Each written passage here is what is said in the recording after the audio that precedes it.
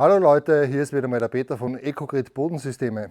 Ja, eine häufig gestellte Frage, die an mich herangetragen wird, ist, warum ist euer Ökoverbundsystem eigentlich keine versiegelte Fläche? Also wodurch unterscheidet sich das von zum Beispiel asphaltierten oder betonierten Flächen? Ein kleiner Versuch und ich glaube, es erklärt sich dann von selbst.